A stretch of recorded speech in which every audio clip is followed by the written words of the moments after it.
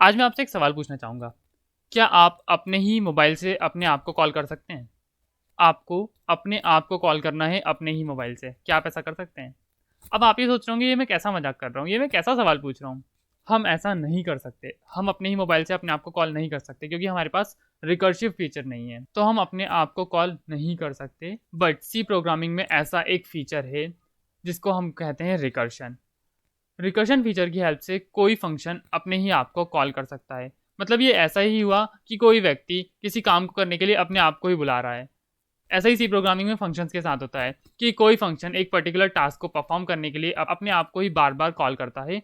तो आइए देखते हैं सी प्रोग्रामिंग में रिकर्शन कैसे वर्क करता है। आज की इस वीडियो में हम देखेंगे रिकर्शन, रिकर्शन की हेल्प से एक स्पेशल प्रोग्राम और रिकर्सिव फंक्शंस स्टैक में कैसे जगह लेते हैं, कैसे स्टैक में पॉप ऑपरेशन परफॉर्म करते हैं, कैसे पुश ऑपरेशन परफॉर्म करते हैं। आज पूरा हम इस वीडियो में देखेंगे, तो प्लीज़ वीडियो को एंड तक देखिएगा।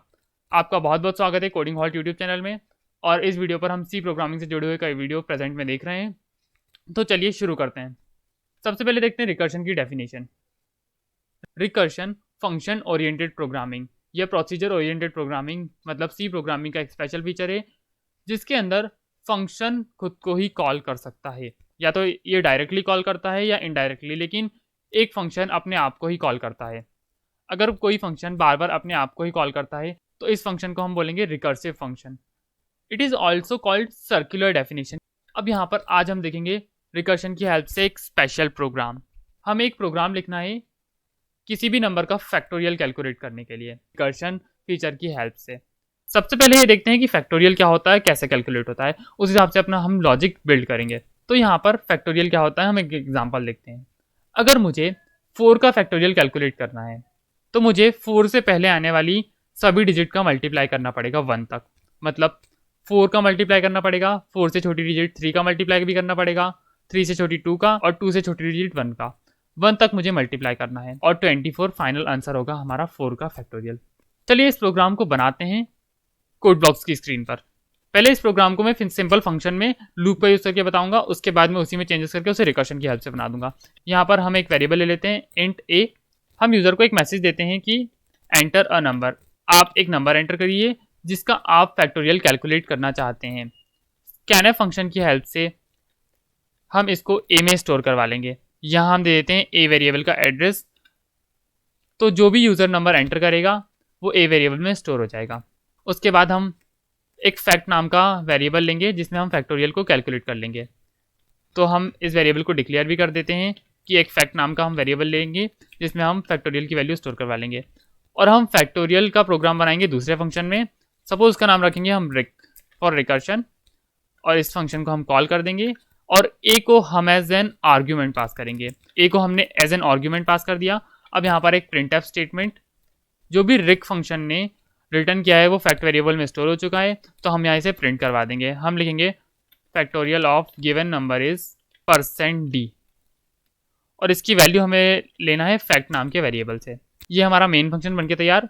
अब हम उस फंक्शन को बना लेते हैं जिसमें हम फैक्टोरियल कैलकुलेट करने के लिए कोडिंग लिखेंगे। हम यहाँ पे लिखेंगे इंट रिक नाम का ये फंक्शन होगा। इसके अंदर हम पैरामीटर में आर्ग्यूमेंट को रिसीव करेंगे। सपोज यहाँ पर एक्स वेरिएबल का नाम दे देता हूँ मैं। हम यहाँ इसको लूप की हेल्प से बनाएंगे। तो पहले हम एक वेरिएबल ले लेते हैं आई नाम का लूप चलाने के लिए और एक एफ नाम का फैक्टोरियल कैलकुलेट करने के लिए। और यहाँ पर मैं एक फॉर लूप का इस्तेमाल करता हूँ और फॉर में आई को मैंने इनिशियलाइज कर दिया है एक्स से। मतलब जो वैल्यू यूज़र एक्स में एंटर करेगा वो आई में कॉपी हो जाएगी। इस लूप को हमें चलाना है 1 या 1 से बड़ी वैल्यूज़ तक। तो हम लिखेंगे I is greater than is equals to 1। 1 तक या 1 से बड़ी वैल्यूज़ तक हमें इस लूप को चलाना है और हम यहाँ आई को डिक्रीमेंट करते जाएंगे। ये हमारा लूप का स्टेटमेंट बन गया है। जैसे कि अगर यूज़र ने 4 एंटर किया है तो अब 4 आई में असाइन हो चुका है और 1 से बड़ी वैल्यू के लिए यू लूप चलता जाएगा और आई डिक्रीमेंट होते जाएगा जब तक आई 1 से छोटा ना हो जाए। अब यहाँ पर हम एक स्टेटमेंट लिखेंगे F is equals to F multiply I. यहाँ पर हम एक ये स्टेटमेंट लिखेंगे। इसके बाद at the end of the loop हम एफ को रिटर्न करवा देंगे। यहाँ हम लिख देते हैं रिटर्न एफ। तो ये एफ वेरिएबल को रिटर्न कर देगा। एफ वेरिएबल में जो भी वैल्यू स्टोर होगी इसको रिटर्न कर देगा। इनिशियली एफ में वैल्यू 1 होनी चाहिए, नहीं तो एफ में गार्बेज वैल्यू कंटेन होगी तो हमारा प्रोग्राम डिजायर्ड आउटपुट नहीं देगा। इसलिए हमने एफ को इनिशियलाइज कर दिया है 1 से। अब यहाँ क्या होगा, जैसे सपोज हमने 5 एंटर किया है तो आई में अब वैल्यू 5 है। इसके बाद ये लूप की कंडीशन ट्रू हो जाएगी क्योंकि 5 1 से ग्रेटर है और एफ में इनिशियली वैल्यू 1 है। जब यहाँ पर 1 मल्टीप्लाई 5 होगा, तो अब f में वैल्यू कंटेन है 5। ये लूप तब तक चलते रहेगा जब तक पूरी हमारी फैक्टोरियल की वैल्यू कंटेन नहीं हो जाती। ये हमारा प्रोग्राम बन के तैयार। चलिए इस प्रोग्राम को करते हैं बिल्ड एंड रन। मैंने इस प्रोग्राम को रन किया। यहाँ पर मुझसे एक नंबर मांग रहा है, मैं नंबर एंटर करता हूँ 5। 5 का फैक्टोरियल होना चाहिए 120। देखते हैं, ये देखिए factorial of given number is 120, जैसा कि हमने डिजायर्ड आउटपुट हमारा चाहा था। अब हम इसी प्रोग्राम में चेंजेस करते हैं और इसको बना देते हैं रिकर्शन की हेल्प से। यहाँ हम इसी प्रोग्राम में चेंजेस करते हैं। यहाँ हम लिखते हैं एक इफ़ में हम एक कंडीशन लिखते हैं कि अगर यूज़र x में वैल्यू एंटर करता है 1, तो हम उसे 1 ही रिटर्न करवा देंगे, क्योंकि 1 का फैक्टोरियल 1 ही होता है, इसलिए हम रिटर्न 1 लिख देंगे। और इस लूप को हटा के हम यहाँ पर एल्स पार्ट लिख देते हैं। यहाँ रिटर्न में हम लिख देंगे x multiply recursion of x minus 1। ये आप देख सकते हैं कि रिकर्शन फंक्शन के अंदर हमने रिकर्शन को ही फिर से कॉल किया है, रिकर्शन से एक कम की वैल्यू के लिए। ये प्रोग्राम भी सेम वैसे ही वर्क करेगा जैसे हमारा प्रीवियस प्रोग्राम लूप्स की हेल्प से वर्क कर रहा था, बट यहाँ पर हमने स्टेटमेंट और कम लिखे हैं। कितना छोटा स्टेटमेंट हमने यहाँ पर लिखा है एक, और हमें लूप चलाने की भी ज़रूरत नहीं है। और अब हम इस प्रोग्राम को रन करते हैं। यहाँ पर प्रोग्राम हमसे एक इनपुट मांग रहा है। सपोज हम 4 एंटर करते हैं। जैसा कि हमने एग्जाम्पल में देखा था कि 4 का फैक्टोरियल होता है 24, तो आंसर आना चाहिए 24। ये देखिए factorial of a given number is 24 clearly screen पर प्रिंट हो रहा है। तो ये प्रोग्राम बन गया हमारा रिकर्शन की हेल्प से। अब समझते हैं कि यहाँ बैकग्राउंड में क्या हो रहा है। यहाँ स्क्रीन पर मैंने सेम वही प्रोग्राम नोट करके रखा है जो कि मैंने आपको बना के बताया था। अब देखते हैं कि रिकर्शन वर्क कैसे करता है। यहाँ पर हमने a में वैल्यू एंटर करी थी 4, तो initially a is equals to 4 है। अब ये मेन फंक्शन को कॉल करेगा, तो सबसे पहले मेन फंक्शन स्टैक में आ जाएगा और मेन फंक्शन में a वेरिएबल है और a वेरिएबल में वैल्यू है 4। यहाँ हमने 4 एंटर कर दी। इसके बाद हमने रिक फंक्शन को कॉल किया है, तो कंट्रोल डायरेक्ट जंप करके रिक फंक्शन पे आ जाएगा जहाँ x की वैल्यू भी अभी 4 है। तो ये कॉल करेगा रिक 4 को, रिकर्शन 4 को, जहाँ पर x की वैल्यू है 4।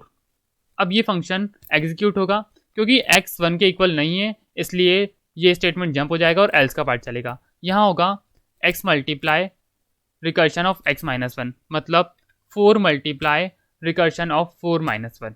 Recursion of 4 minus 1 that is recursion of 3। अब हम रिक 3 फंक्शन को कॉल करेंगे, रिक 3 जहाँ x की वैल्यू है 3। तो अब ये 3 के लिए एग्जीक्यूट होगा। अब 4 को छोड़ के यहाँ पे x की वैल्यू हो जाएगी 3, x इज इक्वल्स टू 3 के लिए ये फंक्शन चलेगा, क्योंकि अभी भी x 1 के इक्वल नहीं है इसलिए एल्स का पार्ट चलेगा। और यहाँ स्टेटमेंट आएगा 3 मल्टीप्लाई रिक ऑफ 3 माइनस 1, क्योंकि x में वैल्यू है 3। अब यहाँ पर हम रिक 3 माइनस 1 को कैलकुलेट करें तो ये रिकर्शन 2 फंक्शन को कॉल करेगा। अब रिकर्शन 2 के लिए फंक्शन एग्जीक्यूट होगा और यहाँ अब x की वैल्यू हो गई है 2, क्योंकि 2 भी 1 के इक्वल नहीं है इसलिए फिर से इफ का ब्लॉक नहीं चलेगा और एल्स का ब्लॉक चलेगा। और अब यहाँ स्टेटमेंट आएगा 2 मल्टीप्लाई रिक ऑफ 2 माइनस 1। तो ये देखिए 2 multiply Rick of 2 minus 1 that is recursion 1। तो अब हम कॉल करेंगे रिकर्शन 1 को, जहाँ पर x की वैल्यू है 1। x की वैल्यू 1 है तो हमारा इफ़ का स्टेटमेंट चल जाएगा और ये रिटर्न कर देगा 1 को। ये हमारा बैकग्राउंड में इतना फंक्शन चल चुका है और ये सारे फंक्शन स्टैक में आ चुके हैं। अब स्टैक में फंक्शन पर पॉप ऑपरेशन परफॉर्म होगा और ये फंक्शन वैल्यूज़ रिटर्न करेंगे। रिकर्शन की प्रॉब्लम को सॉल्व करने के लिए आप हमेशा ये ऐसे स्टेटमेंट लिख लीजिए। ऐसे स्टेटमेंट आप लिख लेंगे तो आपके लिए रिकर्शन को समझना बहुत ही आसान हो जाएगा। अगर ये 4 स्टेटमेंट को हम देखें तो हम रिकर्शन को आसानी समझते हैं। अब देखते हैं कि प्रत्येक फंक्शन वैल्यू रिटर्न कैसे करेगा। यहाँ पर रिक 1 फंक्शन सबसे पहले स्टैक से पॉपअप हो जाएगा। ये फंक्शन पॉपअप हो गया और इसने रिटर्न किया 1। इसने रिटर्न किया रिक 2 फंक्शन को, तो अब रिक 2 फंक्शन भी पॉपअप हो जाएगा और ये जो रिक 1 स्टेटमेंट है ये रिप्लेस हो जाएगा 1 से, क्योंकि रिक 1 में वैल्यू थी 1 और ये 1 से रिप्लेस हो गया। रिक 3 फंक्शन भी पॉपअप हो जाएगा, तो ये रिक 2 रिप्लेस हो जाएगा 2 मल्टीप्लाई 1 से। अब यहाँ पर ये वैल्यू रिटर्न कर देगा रिक 4 को, तो रिक 4 भी पॉपअप हो जाएगा और ये रिकर्शन 3 या रिक 3 है ये रिप्लेस हो जाएगा 3 मल्टीप्लाई 2 मल्टीप्लाई 1 से। इसके बाद ये पूरा स्टेटमेंट मेन फंक्शन को रिटर्न करेगा वैल्यू 24, क्योंकि 4 का फैक्टोरियल है 24। 4 multiply 3 multiply 2 multiply 1 that is 24 value main को रिटर्न हो जाएगी। इसके बाद मेन फंक्शन भी स्टैक से पॉपअप हो जाएगा और हमारा स्टैक खाली हो जाएगा और वैल्यू कैलकुलेट होकर यूज़र को प्रिंट हो जाएगी 24।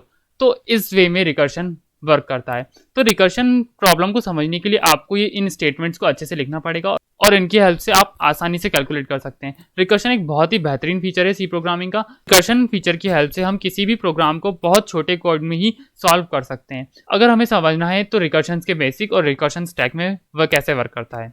अब यहाँ पर आपके लिए रिकर्शन से रिलेटेड एक होमवर्क प्रॉब्लम। आपको इस प्रोग्राम का आउटपुट निकालना है और यहाँ रहे इसके options. Is it A 24, is it B 4, is it C 12, is it D 10।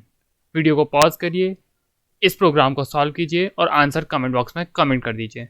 So friends, thank you. I hope आपको ये वीडियो पसंद आई होगी। मैंने बहुत बेहतर तरीके से आपको समझाने की कोशिश की है। अगर आपको कहीं भी डाउट लगता है तो आप इस वीडियो को दोबारा देखिए, फिर आपको और बेहतर तरीके से समझ में आ सकता है। और आपको कोई भी डाउट है या आपके पास कोई भी प्रॉब्लम है रिकर्शन से रिलेटेड और आपको कहीं भी समझने में प्रॉब्लम हो रही है तो आप मुझे मेल कर सकते हैं codinghalt@gmail.com पे, या मेरे इंस्टाग्राम अकाउंट पे आप पूछ सकते हैं, या फेसबुक अकाउंट पे भी आप पूछ सकते हैं।